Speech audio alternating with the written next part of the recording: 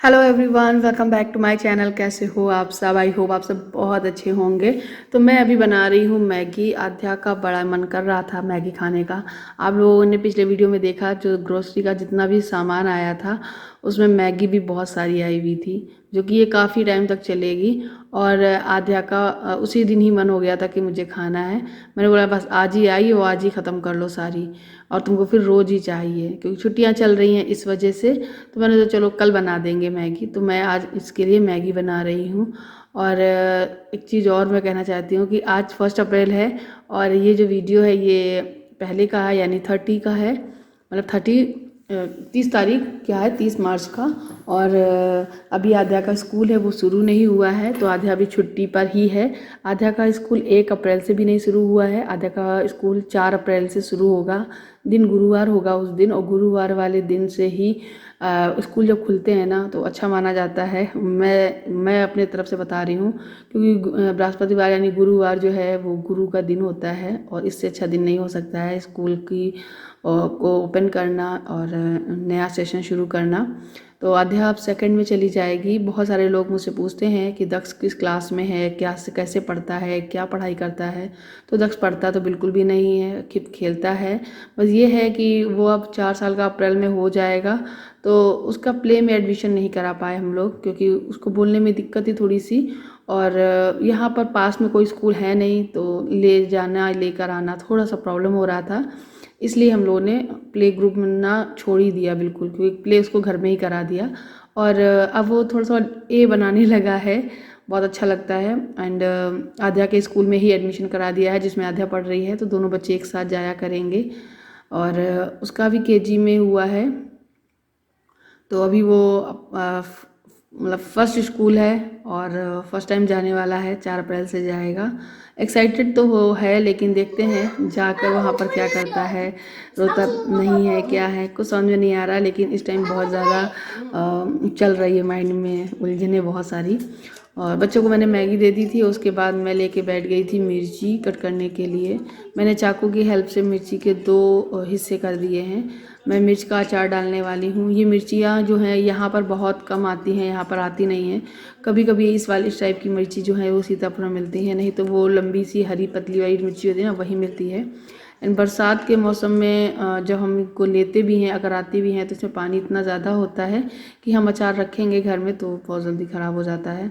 तो यहाँ पे मैंने कच्ची सारी काट ली थी और उसके बाद बाकी सारी मिर्ची मैं ले आई हूँ। और अब मैं इनको धूप लगाऊंगी, बट उससे पहले इसमें नमक मिलाऊंगी। तो नमक से क्या होता है, नमक पानी छोड़ता है, जिसकी वजह से जितना एक्स्ट्रा पानी होता है इसमें वो सारा निकल जाएगा और सूख जाएगा। तो धूप में मैं इसको रख दूंगी और इसका पानी जो है वो एकदम निकल जाएगा। उसके बाद इसमें हम मसाले और तेल वगैरह मिलाकर अचार रख देंगे। इंस्टेंट अचार है, बहुत अच्छा लगता है मेरे पति देव को। और मैं अब ऐसे तरीके से बना देती हूँ। मैंने तो अपनी मम्मी को भी इस तरीके से बनाना बताया था, क्योंकि मेरी मम्मी सिरका वगैरह डाल के बनाती हैं, और मेरे हस्बैंड को सिरका वाला पसंद नहीं था, तो मेरी मम्मी ने बहुत बार मुझे दिया है अचार। तो अब हम मतलब नहीं लेते, मुझे अचार इतना पसंद नहीं है, और इनको जो है वो सिरके वाला नहीं पसंद है। तो फिर मैंने अचार अब क्या फ़ायदा, रखा ही रहता है।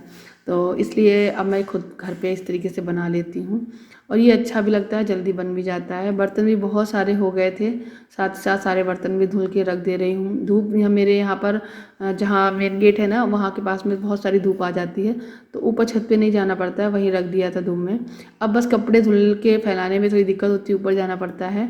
तो मैं जब कपड़ा वाला स्टैंड वगैरह सोच रही हूँ लेने के लिए, सजेशन दे सकते हो आप लोग कि मैं कैसा स्टैंड लूँ, कौन सा लूँ, तो उसी हिसाब से मैं लेकर रखूँगी। अभी कुछ समझ में नहीं आ रहा है। एक सजेशन और चाहिए था आप लोगों से, मैं मिक्सी लेने वाली हूँ, तो मिक्सी कौन सी लूँ ये बता दीजिएगा। वैसे तो मैंने भी सोच रखा है लेने के लिए, जो भी मुझे पसंद है। आप लोग बताइए कमेंट में लिखकर, क्योंकि मेरी मिक्सी ना बहुत बुरी तरीके से ख़राब हो चुकी है। उसके जार वगैरह 2 बार सुधरवा चुकी हूँ, लेकिन वो ख़राब ही हो रहे हैं। तो धीरे धीरे करके मैं चीज़ें लूँगी, जो ज़रूरत की है वो पहले ले लूँगी, और जो नहीं है वो धीरे धीरे लेती रहूँगी। एकदम से तो कुछ नहीं हो सकता है। तो आज मैं एक बात और बताने वाली हूँ। उससे पहले मैं आपको ये बता दूँ कि आज हमारे यहाँ दूध नहीं आया था। एक्चुअली क्या, आज ही नहीं, कल भी नहीं आया था, 2 दिन से दूध नहीं आया।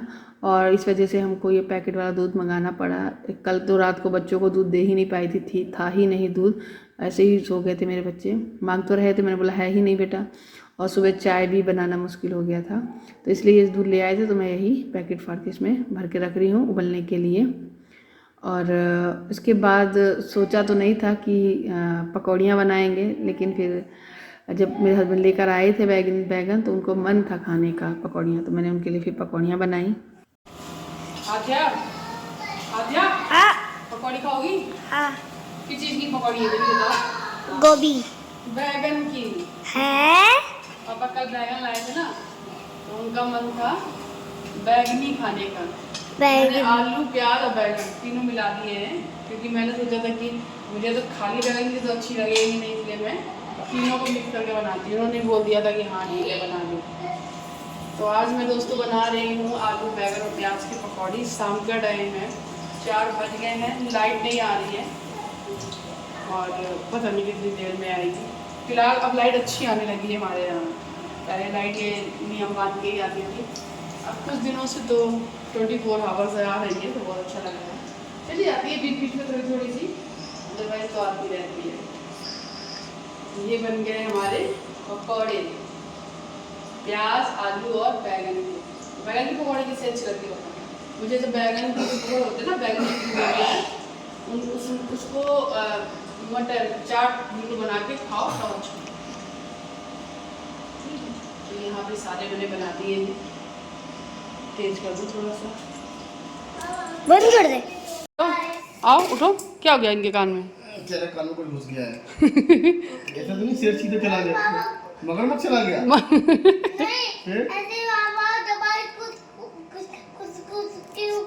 आपने दवाई डाली ना उस दिन, वही कह रहा है। उठो लो। तो गाइस यहाँ पर बच्चों ने भी पकौड़ी खाई, अच्छी लगी, पता ही नहीं चल रहा था कि कौन सी आलू प्याज बैगन कैसी स्वाद आ रहा है, सब मिक्स हो गई थी, क्योंकि मिक्स वाली ही बनाई थी मैंने।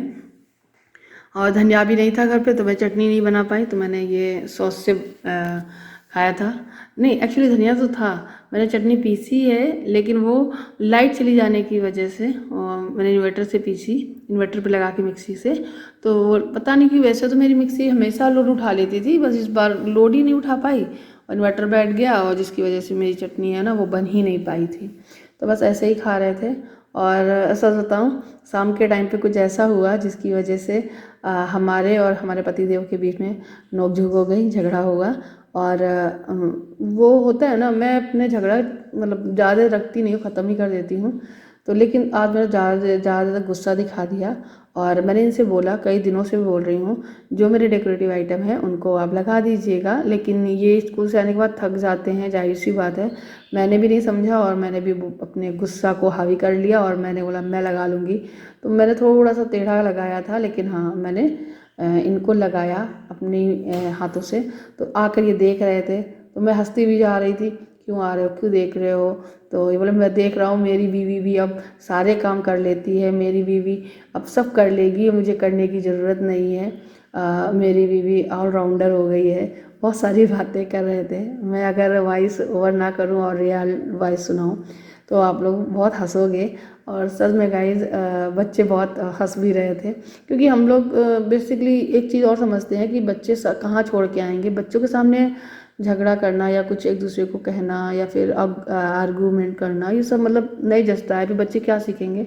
तो हम लोगों का ऐसा ही रहता है, थोड़ा मोड़ा बोल दिया, नहीं तो वो मुँह फुला लिया और फिर बाद में हंसी मजाक में निकल जाता है। इसी वजह से टचवुड हमारे बीच में जो है लड़ाई वगैरह वो टिकती ही नहीं है, और टचवुड जीवन भर ऐसा ही रहे और हर हस्बैंड वाइफ के साथ में ऐसा ही रहे। तो बस ये देखिए मैंने चारों लगा लिए हैं, कैसा लग रहा है बताओ। अच्छा, मैं यहाँ पर एक कमेंट का जवाब देने वाली हूँ। एक लोगों ने बोला था मुझसे कि कमेंट किया था कि आपके पास पर्दे लेने के लिए पैसे नहीं हैं, लेकिन बहुत सारी चीज़ें दिखाते हो, उसके लिए फालतू पर खर्चा करने के लिए पैसे हैं। तो गाइज़ ये सब कोलैबोरेशन में आ जाता है। पैसे तो सच में मेरे पास नहीं है, वरना कौन नहीं चाहता कि पर्दे क्यों ना खरीदे, मैं अपने घर में हर एक चीज़ लगा लूँ। ये कुछ चीज़ें हैं जो मैं घर को सजा रही हूँ, वो कोलैबोरेशन में मुझे मिले हैं एंड मैंने खुद अपनी मनपसंद परचेज़ किए हैं। कोलैबोरेशन के लिए कुछ उन्होंने अमाउंट पे किया था, जिसकी वजह से उसी से सामान लेना था। हमको पैसे तो मिलते हैं नहीं। तो ये वाले जो आप देख रहे हैं गुड्डे, ये मतलब कितने साल हो गए होंगे, आई थिंक 2 साल हो गए होंगे। इनको मैंने संजो के रखा हुआ था कि जब भी मेरा घर बनेगा तब मैं इसमें इनको सजाऊंगी। तो ये तब के हैं, ये तब मैंने लिए थे जब मैं मीशो का कोलैब कर रही थी तब। तो जो कितने दिनों से संभाल के रखे थे। तो ऐसा नहीं है, मैं बहुत संभाल के पैसा खर्च करती हूँ। अगर ऐसे ही उड़ा रही होती तो आज ये स्थिति नहीं होती कि घर बन गया होता। ठीक है, बर्बाद नहीं करती हूँ मैं, और घर को सजाने के लिए बहुत कुछ चाहती हूँ, हर लेडी चाहती है, लेकिन एकदम से कोई नहीं ले सकता है। ये मेरे कुछ चीज़ें हैं जो कोलैब में मुझे मिल जाती हैं, जो मैं घर सजा लेती हूँ और अच्छी लगती हैं, क्योंकि मैं खुद बाई करती हूँ अपनी पसंद से, फिर मैं आप लोगों को दिखाती हूँ। और एक तो इतना गंदा कमेंट्स आ गया जिसकी वजह से मेरी तो मूड ही ख़राब हो गया था।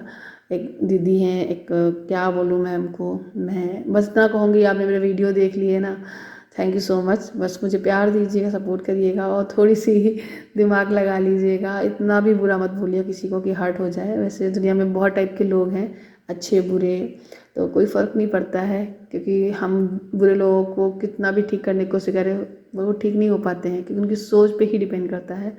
तो उन्होंने कुछ ऐसा लिख दिया कि तुम्हारे पास जो है, तुम ज़्यादा अमीर हो जो इतना महंगा महंगा सामान खरीदती हो, और हम लोग नहीं ले सकते हैं। तो मैं कभी किसी से ज़बरदस्ती तो करती नहीं हूँ। दूसरी बात उन्होंने एक चीज़ और बोल दी बहुत गंदी और घटिया, कि तुम 2 नंबर का कमाती हो। आप मेरे वीडियोस रोज़ देखते हो, आपसे हाथ जोड़ के रिक्वेस्ट है मेरे प्यारे व्यूवर, जितने लोग मुझे देख रहे हैं, कुछ भी कमेंट में लिखना चाहे ना लिखना, ये ज़रूर बताना कमेंट में लिखकर, क्या मैं 2 नंबर का कमा रही हूँ जो मैं यूट्यूब में देख रहा हूँ। आप लोग क्या देख रहे हो यूट्यूब में मेरे वीडियोज़ में कि वो तुम्हें 2 नंबर का लग रहा हो।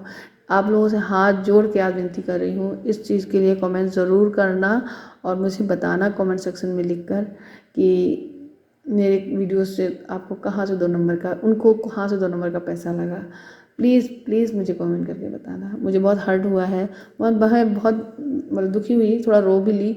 और मैंने वो सोचा था कि मैं उनको जवाब दूंगी, फिर मुझे लगा, मेरे हस्बैंड ने मुझे बताया कि आप प्रियंका, सोशल मीडिया पे बहुत टाइप के लोग हैं, आपके जो अच्छे व्यूवर्स हैं आप उनसे बात करो, उनसे अपनी सलाह मशवरा लो, क्योंकि वही आपको सपोर्ट करते हैं, उन्हीं की वजह से आज हम यहाँ पर हैं।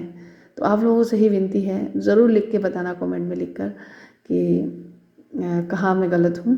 और मैं एक चीज़ और कहना चाहती हूँ कि प्योर 1 नंबर का पैसा कमाती हूँ मैं, और मैं टैक्स भी पे करती हूँ, जो गवर्नमेंट कहती है साल में जो टैक्स दिया जाता है वो भी। तो देखिए ये घर मेरा सज गया है, पति से गुस्सा होकर मैंने अपने मन से अपने तरीके से सजा लिया है। कैसा लग रहा है मुझे कमेंट में लिख के बताना, एंड कमेंट का इंतज़ार ज़रूर रहेगा मुझे। मिलती हूँ नेक्स्ट वीडियो में, तब तक के लिए बाय बाय। अपना प्यार खूब सारा देना। चैनल को सब्सक्राइब नहीं किया, सब्सक्राइब कर दो। हाथ जोड़ के रिक्वेस्ट कर रही हूँ प्रियंका तुमसे कि प्लीज़ सब्सक्राइब कर लो। Thank you for watching, bye bye.